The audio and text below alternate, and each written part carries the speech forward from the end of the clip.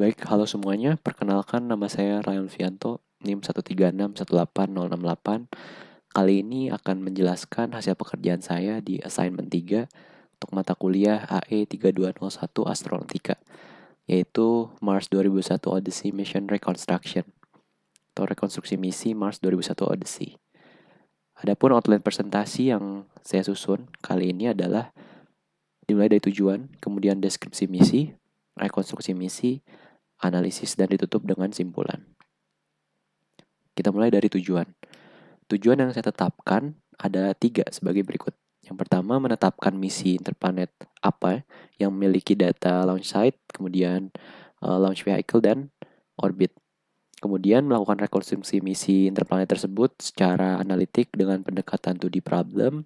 Dan yang ketiga, membandingkan hasil rekonstruksi secara analitik tersebut dengan data real atau data yang sesungguhnya.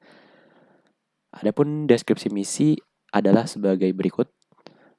Wahana 2001 Mars Odyssey diluncurkan 7 April 2001 di Pad 17A di Cape Canaveral Air Force Station, Florida, Amerika Serikat, dengan latitude 28,45 derajat lintang utara, dan sampai di Mars pada tanggal 24 Oktober tahun 2001 menggunakan launch vehicle Boeing Delta II 7925. Misi ini secara umum berpaku pada 2 poin, yaitu tentang iklim dan observasi tentang sejarah geologi di Mars yang mencakup keberadaan air dan bukti keadaan lingkungan yang menopang kehidupan di Mars waktu itu. Berikut adalah data-data yang dibutuhkan dari wahana dan orbiter, dan ini merupakan exploded view dari Boeing Delta II 7925 beserta wahananya 2001 Mars Odyssey ini, orbiternya. Jadi tersusun di atas 3 stage dan 1 wahana utama atau orbiternya ini. Kemudian berikut adalah interplanetary trajectory dari misi tersebut. Dapat dilihat sesuai dari yang dijelaskan di awal tadi. Namun di sini terdapat ada 5 koreksi manuver atau trajectory correction manuver sebelum akhirnya wahana sampai di Mars. Berikut adalah sequence-nya. Dan yang ingin saya garis bawahi adalah sesungguhnya terjadi fase aerobraking yang cukup lama di sini sebelum akhirnya wahana dapat mengorbit di parking orbit Mars. Berikut juga adalah data-data melingkupi parameter orbit dan parameter planet yang diperlukan dalam perhitungan. Berikut adalah parameter planet bumi, matahari, dan Mars, dan ini parameter orbit meliputi perihelion sampai dengan periode orbitnya. Dan hal yang perlu digarisbawahi adalah wahana berada pada orbit Mars dengan ketinggian mean altitude 400 km. Sementara pada bumi sebagai berikut. 195 ini untuk pericenter dan ini apocenter. Kemudian akan dilakukan rekonstruksi misi sebagai berikut. Sebelum pada perhitungan akan dijelaskan 8 buah asumsi. 4 yang pertama adalah diterapkan semua orbitnya berada pada inklinasi 0 derajat. Bidang yang sama sehingga pendekatan dapat dilakukan secara 2 dimensi. Kemudian perubahan kecepatan terjadi pada waktu yang singkat. Dan selanjutnya adalah propelan yang digunakan bipropelan roket sehingga nilai spesifik impulsnya yang dipilih adalah 339 detik dan pembakaran propelan dilakukan secara impulsif. Meskipun tadi ada 5 TCM, TCM tersebut diabaikan pada perhitungan kali ini. Dan 4 asumsi berikutnya adalah menggunakan orbit transfer sebidang Hoffman, kemudian parking orbit baik di Mars ataupun di bumi berbentuk lingkaran. Kemudian ketika wahana sampai di Mars, Mars berada di apocenter atau aphelionnya, dan lokasi pericenter dan apocenter orbit bumi matahari sejajar dengan letak pericenter apocenter orbit transfer dengan pericenter berada di sebelah kanan bumi. Poin 7 dan 8 ini akan diilustrasikan setelah slide ini. Berikut adalah skematik rekonstruksi misinya, seperti yang selaras dengan asumsi tadi. Untuk yang bergaris tebal ini merupakan lintasan transfer orbitnya.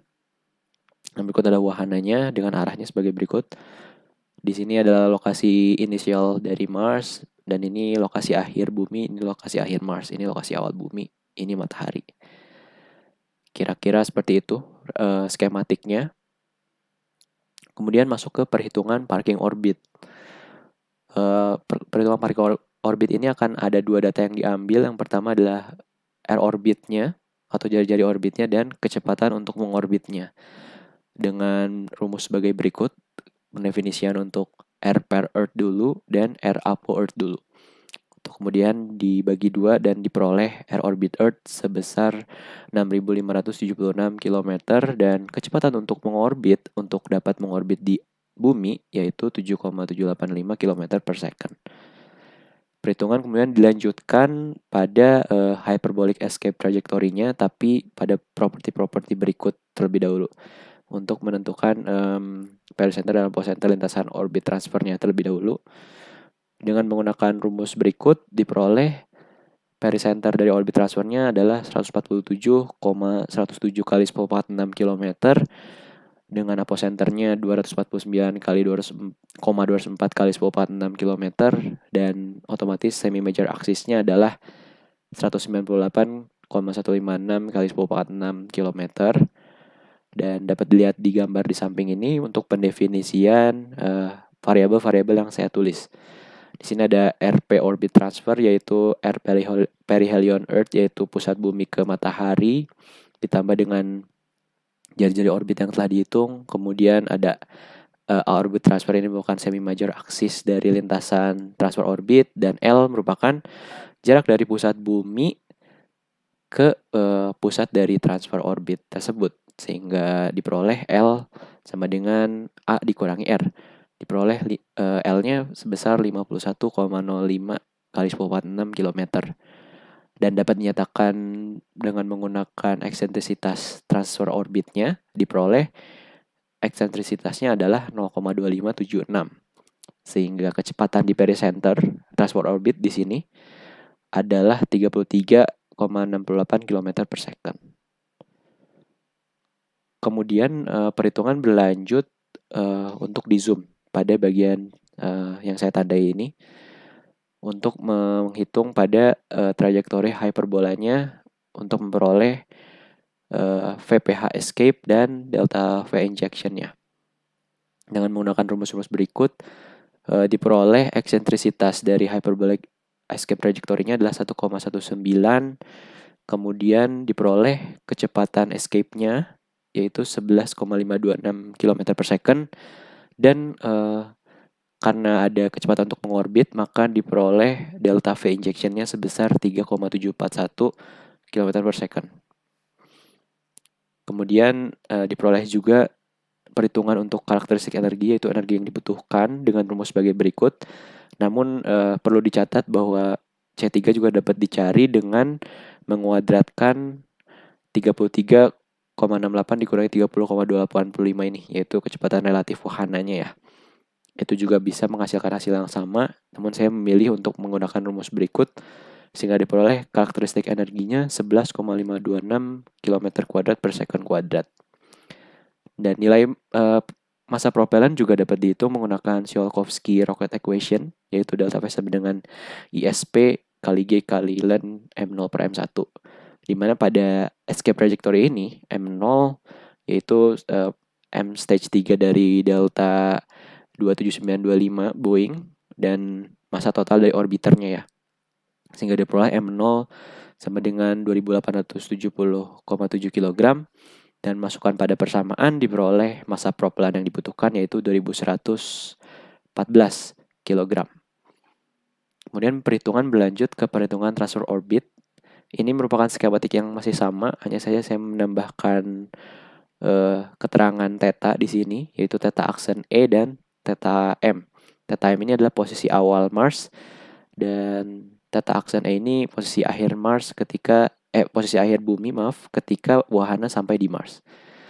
Pertama akan dihitung periode lintasan orbitnya terlebih dahulu menggunakan persamaan berikut. Diperoleh periode orbit transfernya adalah 557 hari. Dibulatkan sehingga waktu transfernya hanya tinggal dibagi 2 saja, yaitu 278,5 hari. Kemudian perhitungan transfer orbit berlanjut untuk pendefinisian perhitungan theta yang tadi saya sudah sebutkan. dengan menggunakan rumus sebagai berikut. 2pi dikali T min tau per P orbit planet sama dengan E minus E planet sin E. Dengan sin E-nya sebagai berikut. Untuk Mars dan Bumi dilakukan secara terpisah dengan parameter-parameter yang telah diketahui.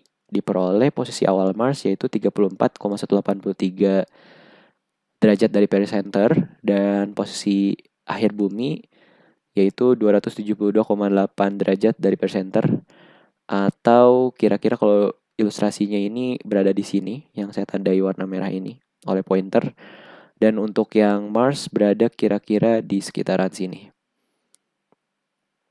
Kemudian perhitungan berlanjut pada hyperbolic arrival trajectory, yaitu ketika wahana hendak sampai dan melakukan manuver di orbit parkir Mars. Perhitungannya akan dihitung terlebih dahulu kecepatan wahana di apocenter orbit transfer, kemudian kecepatan planet Mars ketika berada di aphelion, dan kecepatan relatif wahana. Diperoleh perhitungan sebagai berikut. Ini kecepatan dari wahana ketika berada di apocenter transfer orbit 19,883 km per second.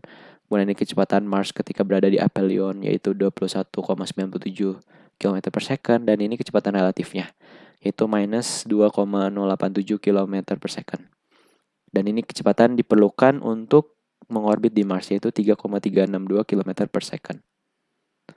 Sehingga dapat diperoleh eksentrisitas trajektorinya, arrival trajectory, dan kecepatan VPH arrival ini otomatis juga akan menghasilkan data delta V capture-nya. Sebagai berikut, diperoleh eksentrisitasnya sebesar 1,385 dengan VPH arrival-nya 5,194 km per second.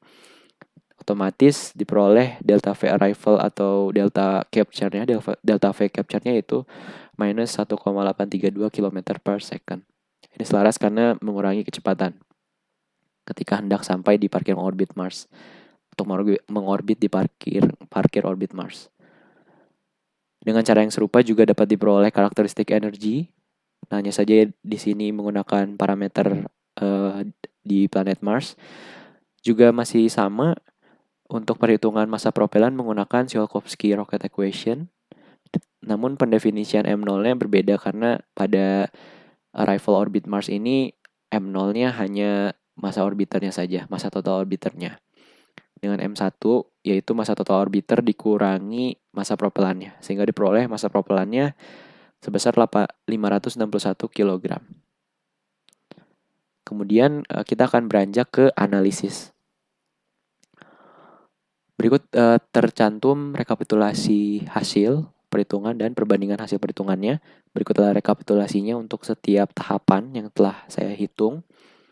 Dan berikut adalah perbandingannya. Meliputi variabel dry mass, kemudian propellant mass ketika escape, kemudian propellant mass ketika arrival, dan transfer period. Perlu diingat bahwa data-data yang saya bandingkan adalah menyesuaikan dengan data real yang saya temui di referensi yang akan saya sampaikan nanti. Perbedaan nilai analitik dengan data real disebabkan oleh asumsi-asumsi yang saya terapkan, yaitu 8 buah asumsi tadi. Berikut adalah nilai galat perhitungannya. Kita dapat lihat nilai galat terbesar berada pada propellant mass ketika arrival di Mars. Dan yang kedua diduduki oleh galat transfer period atau transfer time-nya. Untuk itu saya akan bahas massa propellant arrival terlebih dahulu.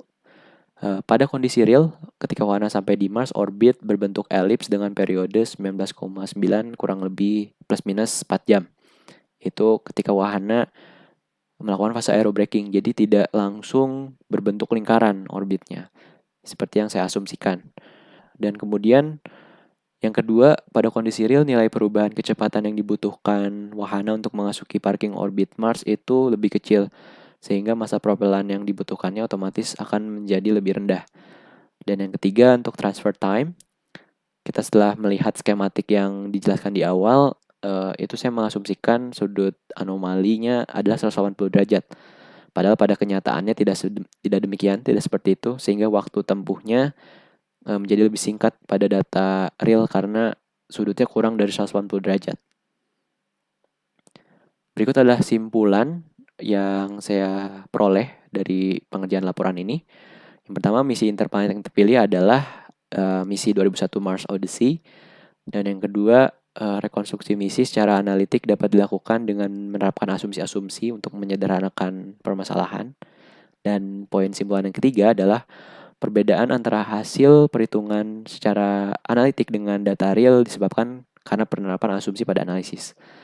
Nilai perbedaan yang paling kecil adalah 4,395% dan nilai yang paling besar adalah 58,744%.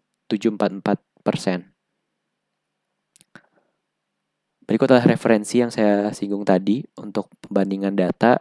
Ada 10 referensi di sini yang saya gunakan selama pengerjaan laporan assignment 3 ini. Demikian presentasi dari saya. Mohon maaf atas segala kekurangan dalam penyampaiannya. Semoga bermanfaat dan sampai jumpa.